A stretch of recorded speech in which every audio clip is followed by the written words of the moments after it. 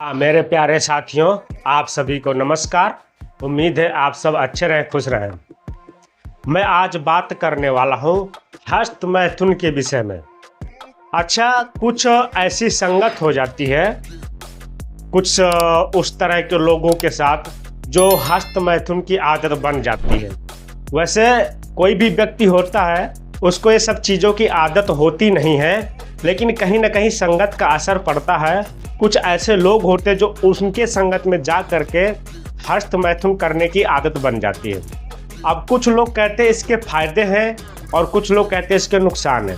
तो मैं एक चीज़ कहूँ, इसके फायदे कुछ नहीं है, इसके सिर्फ और सिर्फ नुकसान है। इससे क्या होता है, सबसे पहले तो अगर हस्त मैथुन आप करते हैं तो शरीर में जो हड्डियाँ होती वो पहले कमज़ोर होती है, नंबर 1।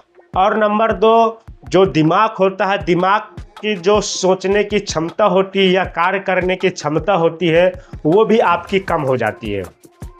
और लगातार हस्त मैथुन करने से क्या होता है, आपके शरीर में कमजोरी आती है और आपका शरीर भी पेन करता है।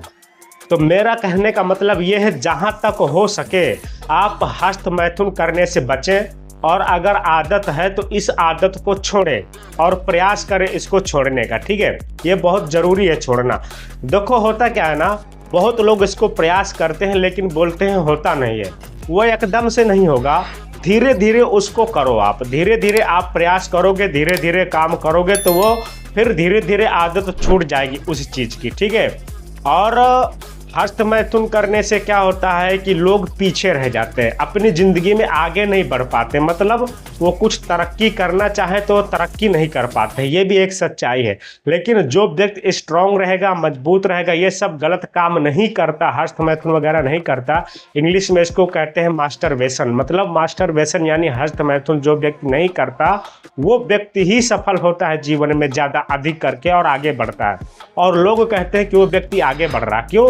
क्योंकि उसका जो शरीर है वो भी संतुष्ट रहता है और उसके अंदर की जो हड्डियां हैं वो भी मजबूत होती है, जो हस्त मैथुन नहीं करता। और उसकी जो दिमाग की सोचने की ताकत है, यानी मतलब सोचने की क्षमता है, वो भी काफ़ी स्ट्रांग होती है। इसके वजह से वो व्यक्ति जो है अपने जीवन में हमेशा आगे जाता है, ऊंचाइयों को छूता है और सफल होता है। और मैं ये भी कहना चाहूँगा, ज़्यादा करके ऐसा महिलाएं भी हस्त मैथुन करती हैं, ऐसा नहीं है भाई, ये गंदी आदत पड़ती है। कुछ ऐसे हमारे गंदे दोस्त मिल जाते हैं, उनके साथ में रहने से हस्त मैथुन की आदत पड़ जाती है। और जहाँ तक हो सके, शादी अगर करना है तो सही टाइम पे शादी कर ही लो। शादी करने का मतलब ये नहीं है कि नहीं दहेज के चक्कर में पड़ो, शादी कर लो और इस चीज़ से बचो जहाँ तक हो सके। नहीं तो एक समय आएगा आप एकदम सूख जाओगे, दुबले हो जाओगे, पतले हो जाओगे, किसी काम की नहीं रह जाओगे।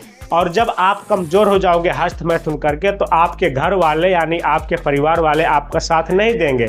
जब तक आप तंदुरुस्त है, हष्ट पुष्ट है, तो आपके परिवार वाले आपका साथ देंगे।